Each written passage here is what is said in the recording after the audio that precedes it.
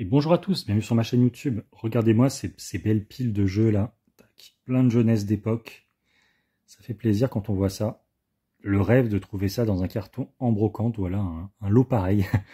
Et aujourd'hui, voilà, c'est pas un retour de brocante, ça va être ma présentation de ma collection de jeux NES en loose. Alors je précise bien en loose parce que tous mes jeux NES en boîte sont chez mes parents, sauf ces trois-là que j'ai récupérés récemment. Enfin, dans les 2 dernières années en tout cas.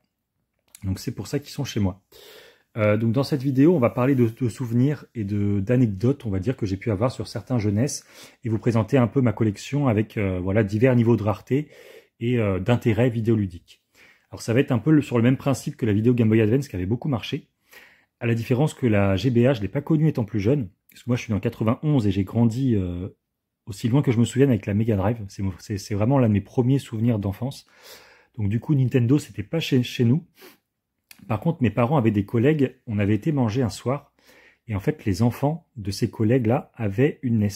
Et c'est là que j'ai découvert, tac, la première console de Nintendo. Ça m'a vraiment fait un choc parce qu'en fait, ils avaient Duck Hunt. Et le fait de pouvoir tirer sur l'écran et tout, c'était vraiment une révolution pour moi. J'avais jamais vu ça avec la Mega Drive. J'avais pas de jeu de tir. Donc voilà, c'était très sympa. Ils avaient aussi Mario. Mario qui était... Je me rappelle, en fait, ça m'avait choqué de par les graphismes, parce que je trouvais ça quand même assez minimaliste et assez moche, entre guillemets, comparé à la Mega Drive. Mais je trouvais ça vraiment fun et facile d'accès, pour le coup.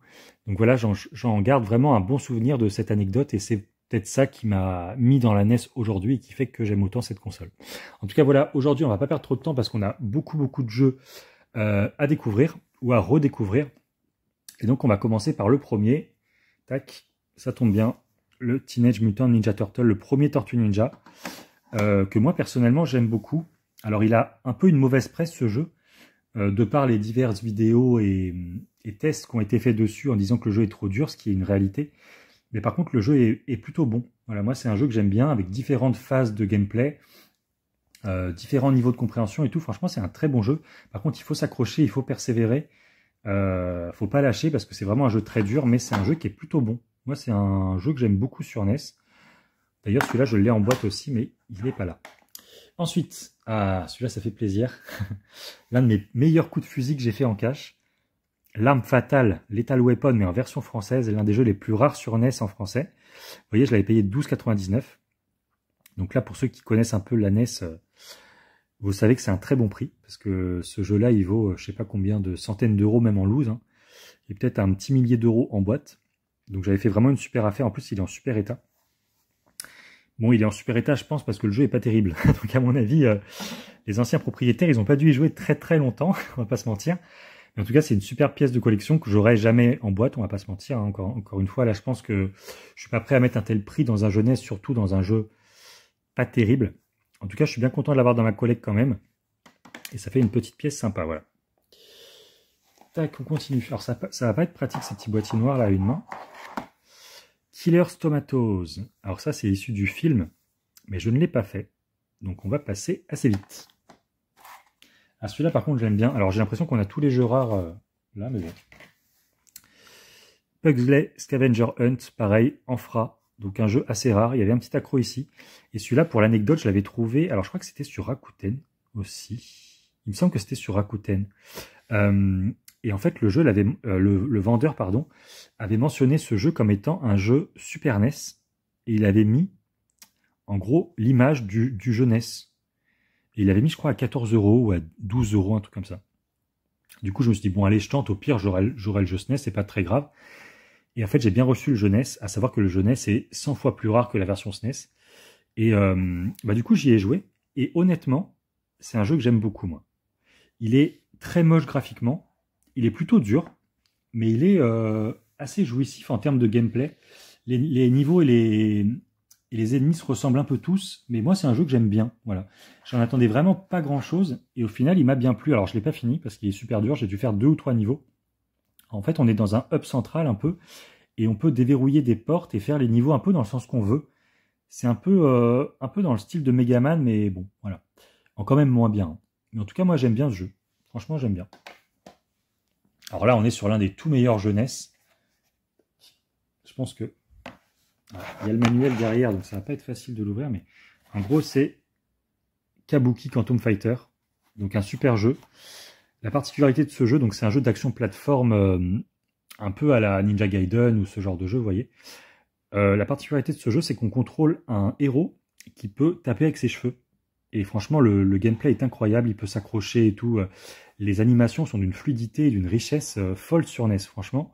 Le personnage n'est pas très grand, mais c'est vraiment très très beau et très maniable. Ensuite, ah bah là on a la petite doublette. Hop, on a tac, Tic et Tac 2, donc la version en français. Et tac, Chip 'n Dale 2. Donc c'est exactement le même jeu. Les deux jeux sont sortis en France, mais celui-là il a été traduit. Alors me demandez pas pourquoi. En tout cas, celui-là il est beaucoup plus rare. Le Tic et Tac 2, il a été beaucoup moins édité que le Chip 'n Dale 2 en PAL B français. Vous voyez, c'est tous les deux du Fra, hein, pourtant. Tac, du Fra et du Fra. Et pourtant, il y a deux titres différents. Voilà, donc c'est une petite variation sympa. Je m'étais un peu remis dans la NES quand j'ai emménagé chez moi, donc il y a 2 ans.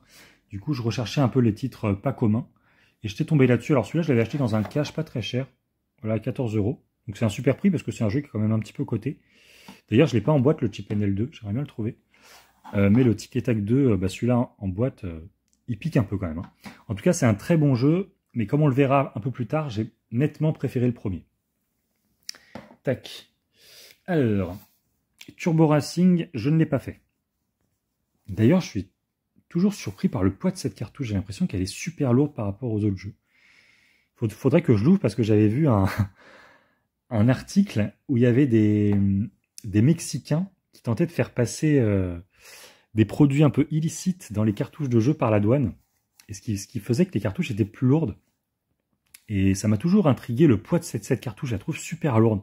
Peut-être que je compare avec un autre Turbo Racing pour voir s'il n'y a pas de la drogue cachée dans mon jeu. On ne sait jamais.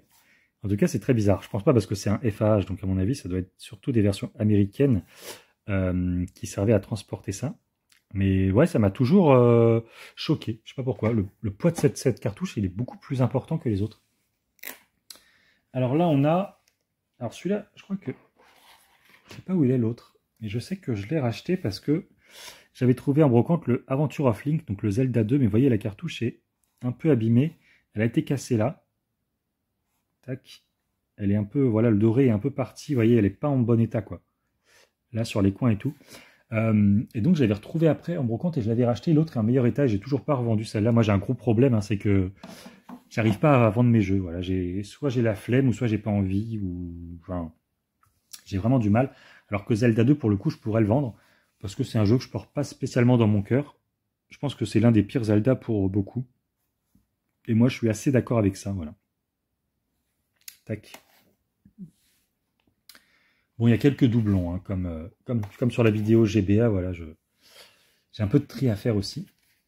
Ah, celui-là, par contre, il est... Ah bah non, voilà le Zelda 2, je pensais que c'était le 1. Voilà, donc celui-là est en bien meilleur état, hein. Et ça, pour le coup, ça fait plaisir d'avoir une belle pièce comme ça dans sa collecte. Je sais plus si je l'ai en boîte, le Zelda 2. J'ai un doute. Tac, voilà. Hop. Ensuite, un monument du jeu vidéo, le Double Dragon. Alors moi, j'adorais la version arcade. La version NES, je la connais pas. À savoir qu'évidemment, sur NES, le meilleur reste, à mon sens, Double Dragon 2, qui est une masterclass absolue. D'ailleurs, je l'ai en boîte, donc il ne doit pas être là-dedans. En tout cas, de la série Double Dragon, le 2 est le meilleur.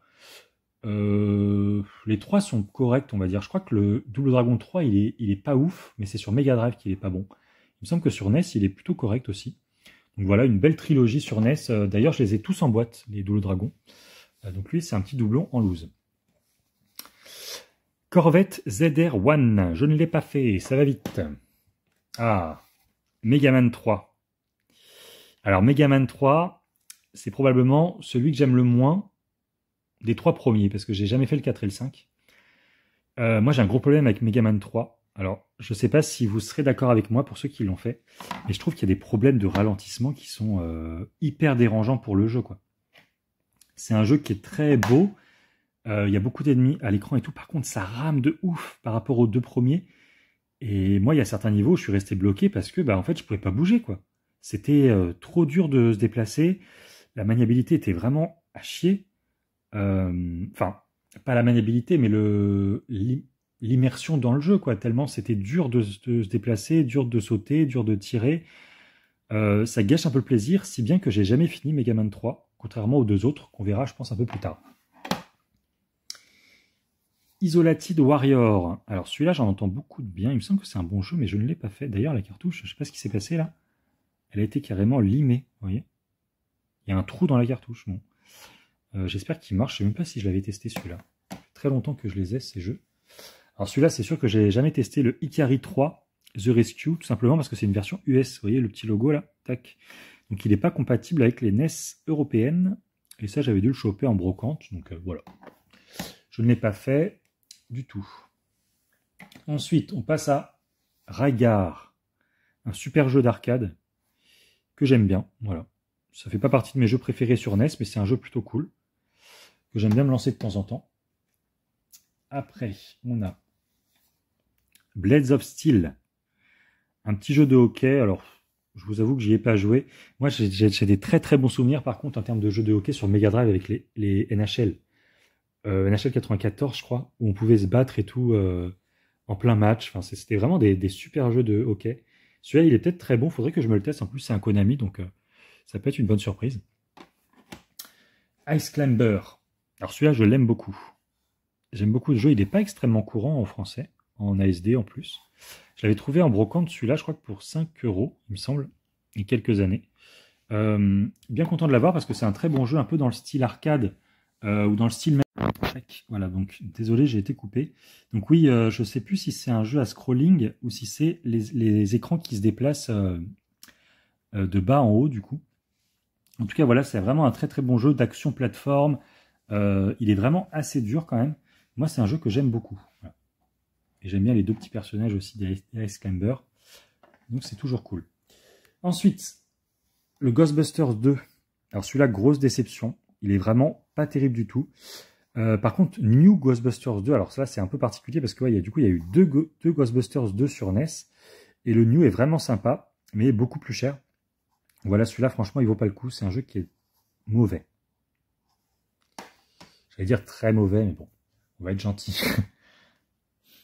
World Cup, le jeu mythique de la NES, sorti aussi sur Game Boy, un très bon jeu de foot, très typé arcade, et on peut jouer jusqu'à 4 joueurs avec l'adaptateur. Donc ça, c'est toujours sympa de se faire une partie de foot à 4. Ensuite, Wizards and Warriors 3. Alors, je sais plus lequel j'avais fait à l'époque, en tout cas, j'en avais trouvé un sur une brocante, je sais plus si c'est le 2 ou le 3. En tout cas, il était vraiment très très mauvais. Et du coup, ça m'a pas du tout donné envie de m'intéresser à cette saga. Alors peut-être qu'il y en a d'autres qui sont très bons. En tout cas, celui que j'avais fait était vraiment pas ouf du tout. Donc je sais plus si c'est celui-là. Faudrait que je me le refasse celui-là pour être sûr. En tout cas, il était vraiment pas ouf. Tac, ah bah. Un autre Mega Man 3. Voilà. Pourquoi je l'ai en double, je ne sais pas. Ensuite,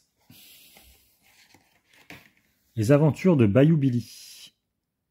Alors, celui-là, je l'aime bien. C'est un petit jeu sympa. Un petit jeu Konami, encore une fois. Un petit jeu pareil d'action, plateforme, vraiment cool. J'en ai pas beaucoup de souvenirs, mais il me semble que je l'avais trouvé sympa quand je l'avais fait. Je l'avais pas fini. Hein. Je l'avais pas fini, mais dans mes souvenirs, il était plutôt cool. Alors celui-là, c'est quoi? Ah, Dr Mario. Dr Mario. Alors celui-là, moi, je l'ai connu sur Game Boy, mais la version NES est aussi très très bonne. Hein, voilà. Un petit, on va dire, un petit puzzle game. Un Tetris-like, ou plutôt peut-être plus un Puyo Puyo-like. Sauf qu'il y a beaucoup moins de, on va dire, de côté... comment dire ça? De côté réflexion, je trouve, dans Dr Mario que dans les autres puzzle games, ce qui en fait que c'est un jeu un peu moins bien. Mais j'aime beaucoup les animations et tout.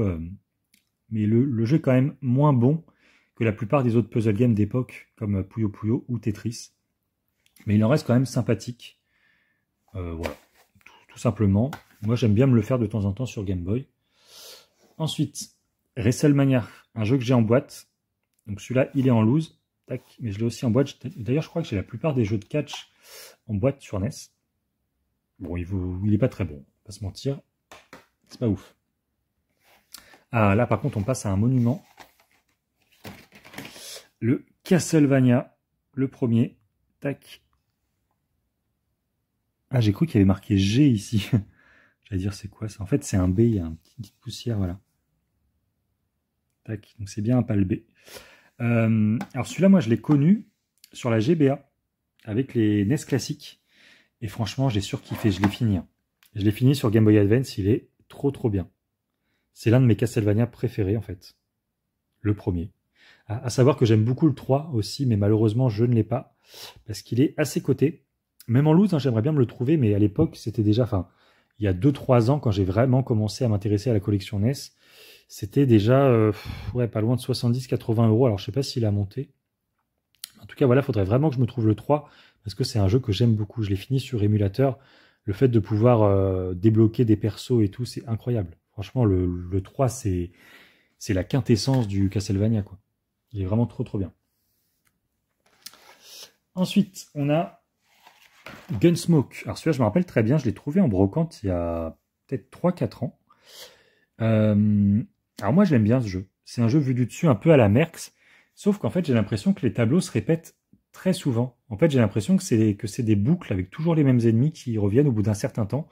Ce qui fait que c'est un jeu qui est très court et qui perd très vite de son intérêt. Mais en tout cas, le gameplay est top. Et ouais, du coup, je trouve que c'est assez sympa. Dans l'idée, c'est un peu un Pocky and Rocky-like. Enfin, c'est un précurseur plutôt de Pocky and Rocky. Mais j'aime bien, c'est plutôt fluide, plutôt dynamique. Mais il est assez court, quoi. Et ça se répète vraiment trop pour être un très bon jeu. Hop, le McDonald's Land. Bon, petit jeu de plateforme sympathique, pas grand chose à dire dessus, il n'est pas excellent, mais il n'est pas mauvais non plus. À savoir que j'aimerais beaucoup trouver la version Game Boy, qui est assez rare en boîte en français, mais je ne la trouve pas à prix correct, malheureusement. Ah, voilà, le fameux Duck Hunt. Donc là, c'est la cartouche ASD, donc c'est pas la compile avec Mario. En tout cas, ce jeu, bah voilà, toujours un plaisir d'y rejouer. L'ambiance, les bruitages et tout, c'est le chien dans le fond qui rigole. Enfin, j'ai beaucoup de souvenirs avec ce jeu. C'est un jeu qui m'a marqué. Pourtant, c'est un jeu assez basique en termes de gameplay. Mais c'était quand même novateur pour l'époque de par l'utilisation de l'arme dans un jeu. Bien sympa. Bubble Bobble. Petit jeu de plateforme hyper sympa, hyper mignon. Que j'aime beaucoup. Voilà, tiré de l'arcade. Un excellent jeu. Et la version NES, c'est une très bonne conversion.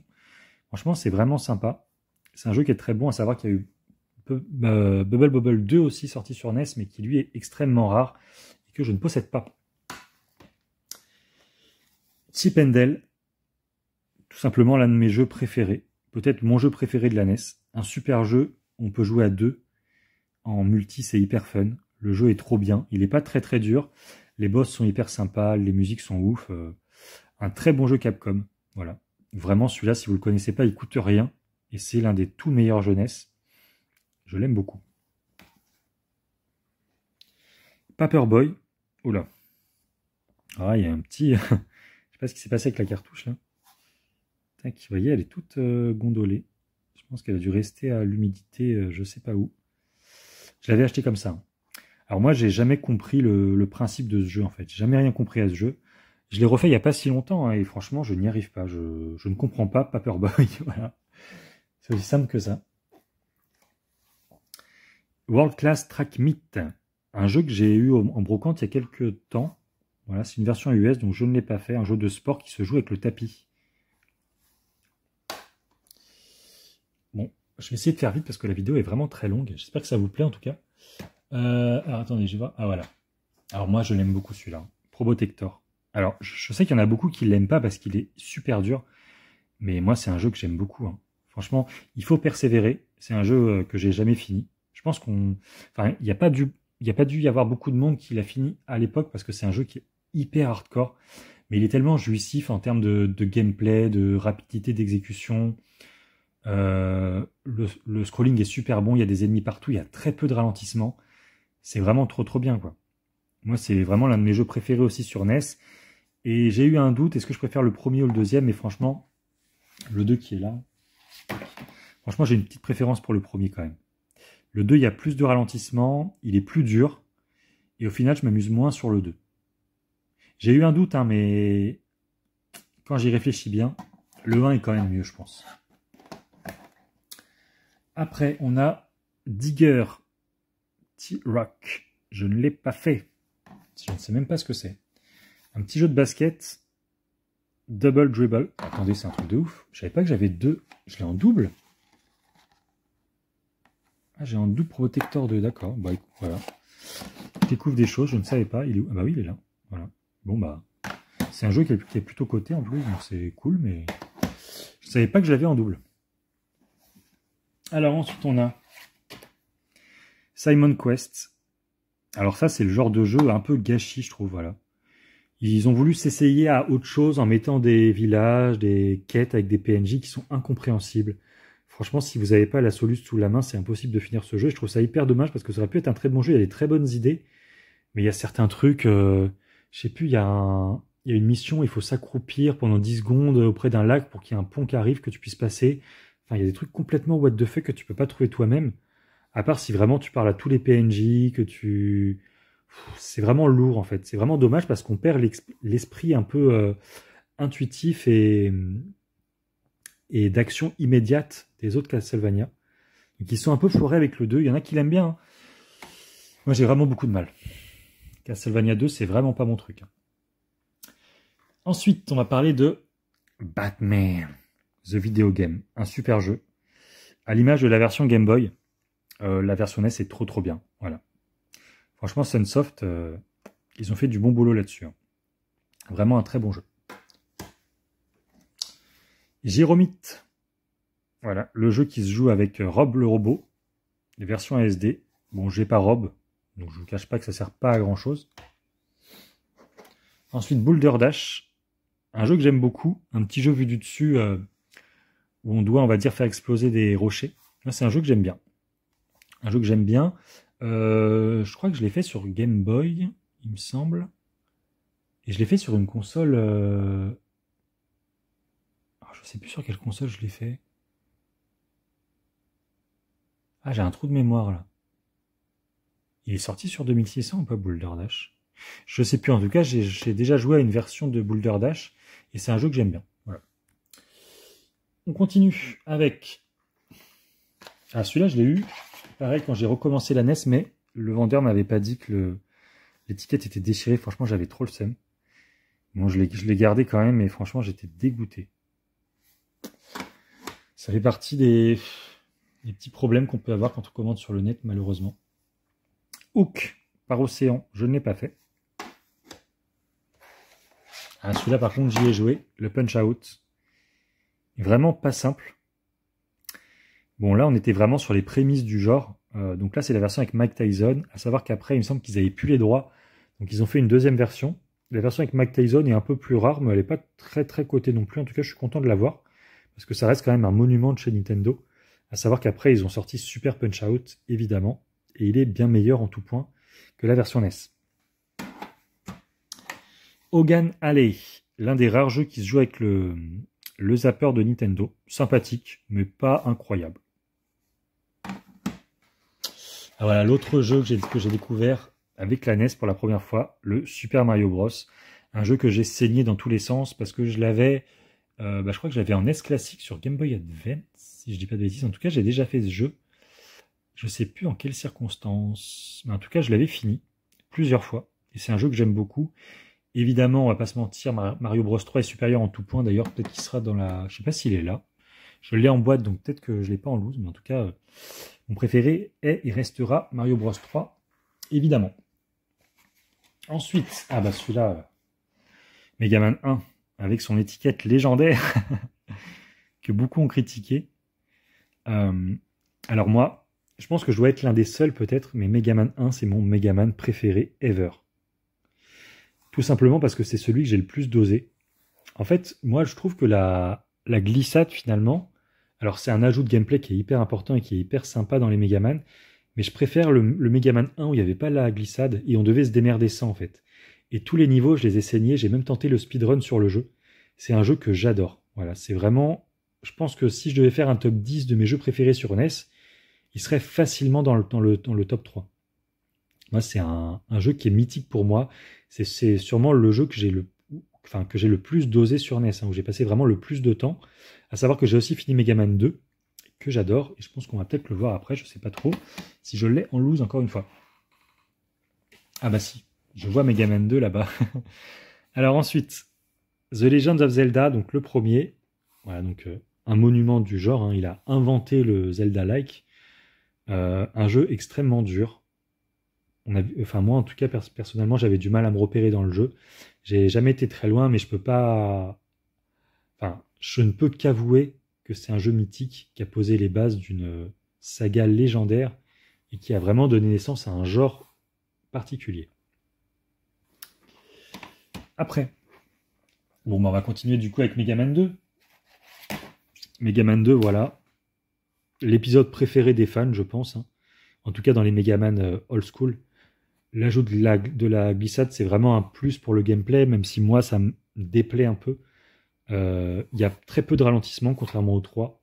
Le jeu est beaucoup plus long que le premier. Il est super. Mais voilà, comme je vous l'ai dit, le 1, ça reste pour moi dans mon cœur. Voilà. Oula, je fais tomber des boîtes, c'est pas très grave. Alors, là on a quoi? Ah bah voilà. En parlant de Zelda 1, on peut aussi parler de Metroid. Hein. Metroid qui est lui aussi un jeu super dur de par l'absence de map. On sait pas trop où il faut aller. Il faut vraiment connaître le jeu par cœur ou alors trouver une map sur internet si on veut vraiment le faire de manière, on va dire, tranquille et pas se prendre la tête. Ou alors dessiner une map sur un papier. Voilà, il y en a beaucoup qui le faisaient à l'époque tellement c'était dur de se repérer. Tous les niveaux se ressemblent, enfin tous les écrans se ressemblaient plutôt. C'était vraiment assez chaud, mais lui pareil, hein, il a posé les bases du Metroidvania, quoi. C'est un truc de ouf. En vrai, quand on y pense, la NES a été vraiment précurseur sur son temps de par les nouveautés qu'elle apportait dans ses jeux, quoi. Voilà, super jeu, et évidemment qui donnera naissance après à Super Metroid, qui est peut-être le meilleur jeu de la saga. Même si moi j'ai une préférence pour les versions GBA, ça peut se discuter, mais voilà. Bref. Ensuite, Darkwing Duck, que j'avais payé 9 € à cash, un très très bon jeu de plateforme, que j'aime beaucoup. Ça, c'est un peu dans l'idée, la suite de DuckTales, quoi. Ouais, super jeu, franchement, il est super beau graphiquement, c'est un truc de ouf. Fait par Capcom, donc forcément, un gage de qualité. Bon, on arrive à la fin. J'espère que ça vous plaît, en tout cas que vous tenez le coup, pour ce petit marathon collection. Ah bah voilà, quand on parle du loup, Super Mario Bros 3. Pour moi, le meilleur Mario 2D de tous les temps. Je l'adore. Alors, comme je l'avais dit lors de ma vidéo Game Boy Advance, parce que je l'avais aussi sur Game Boy Advance, ce jeu, c'est vrai que les niveaux se répètent un peu. Enfin, qu'il y a beaucoup de niveaux semblables. Le niveau sur le bateau et tout. Bon, ils sont différents, hein, mais en termes de graphisme et tout, et de game design, c'est un peu souvent la même chose. Mais il y a un tel plaisir dans le jeu de par les musiques, le gameplay hyper intuitif, les boss, enfin... Moi, ce jeu, c'est vraiment un jeu que j'adore. Super Mario Bros 3, en tout cas, sur NES, je pense qu'il n'y a pas de débat. C'est le Mario numéro 1 à posséder. En plus, il vaut que dalle en loose, donc voilà. Celui-là, franchement, n'hésitez pas, valeur sûre. Et pareil, ça c'est largement dans mon top 3 des jeunesses. Hein. Bon, là, j'ai retiré les boîtiers, vous voyez. Ça commence à être compliqué sur le canapé, là. Tac, il y en a même d'autres, là. Hop. Alors, Dragon Ball. Alors, celui-là, je l'avais testé dans mes souvenirs, il n'est pas terrible. À savoir que je crois que c'est le deuxième jeu sorti de Dragon Ball. Le premier étant sur Super Cassette Vision. Une console que j'aime et j'ai pas Dragon Ball parce qu'il est assez cher et il est sorti qu'au Japon. On continue. Tac, avec le Kid Icarus sur NES, super jeu, extrêmement dur.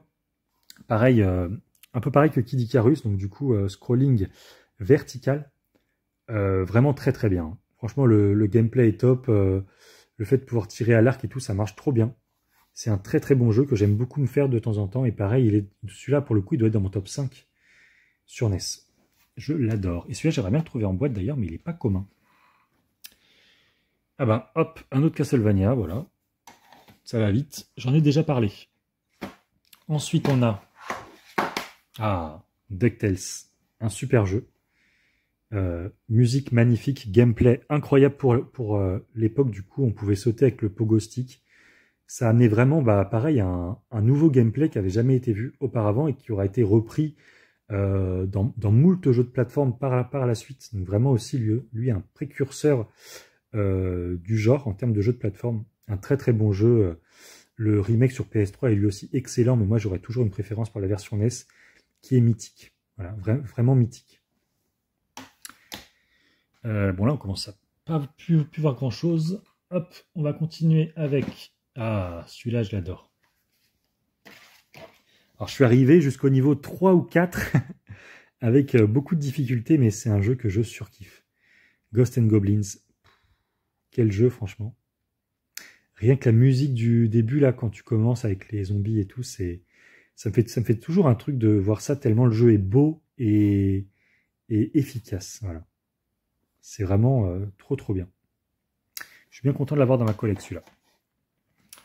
Après, on continue avec Chevalier du Zodiaque. Alors celui-là, non mais il me semble que c'est une exclue française, en tout cas en Europe. Donc c'est plutôt cool. Franchement, c'est plutôt sympa. Alors je ne l'ai pas en boîte, le jeu est pas top, mais c'est toujours cool dans la collecte. Pareil, ça je l'avais trouvé en brocante pour que dalle. Donc c'est plutôt sympa. Et là on finit, bon on va finir vite fait. Snake Rattle and Roll, que je n'ai pas fait, je ne connais pas. Soccer, qui est un peu basique, beaucoup moins bien que les autres jeux de foot, enfin que la plupart des autres jeux de foot sur NES. En tout cas, moi je l'aime pas trop ce jeu. Ensuite on a Raid Racer, petit jeu de course sympa, mais qui casse pas trois pattes à un canard. Voilà. On a vite fait le tour. Moi, ça c'est pour le coup, c'est le genre de jeu, je m'amuse 10 minutes et après j'en ai marre, quoi. Et on va finir avec un monument du jeu vidéo. Bon, c'est pas le meilleur de la série, il est super dur, mais voilà. Quel plaisir de se le faire de temps en temps. Le Super Turrican, donc à l'image un peu des Probotector, hein, un jeu hardcore, où il faut vraiment connaître le jeu par cœur si on veut progresser facilement. En tout cas, voilà, c'est un très bon jeu. Bon, Super Turrican sur Super NES est quand même mieux, mais en tout cas, celui-là, c'est vraiment sympa aussi.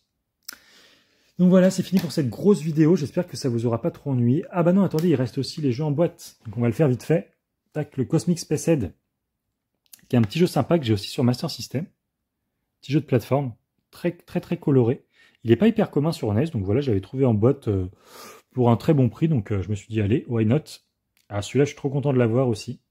Le Amrine Harry, que j'avais trouvé sur Rakuten pour 70 € en boîte. Alors ça, c'était vraiment un truc de ouf. Il n'y avait pas de notice, mais c'était même pas le prix du loose, donc franchement, j'étais hyper content de mettre la main dessus. En plus, c'est un jeu IRM, donc évidemment, c'est gage de qualité. À savoir que le jeu est très beau. Voilà, il y a des gros sprites et tout. Sauf qu'il est assez court, en fait. Je pense que c'est son gros problème.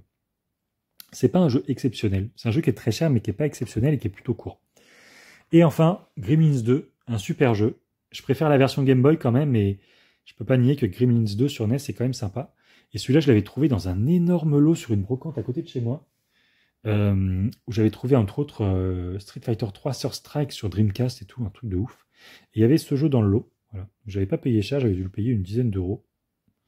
10 ou 15 €, la boîte est plutôt propre et tout, donc ça fait plaisir. Voilà, c'est fini pour cette vidéo, j'espère que ça vous aura plu. Et on se retrouve du coup la semaine prochaine pour d'autres vidéos. Salut à tous!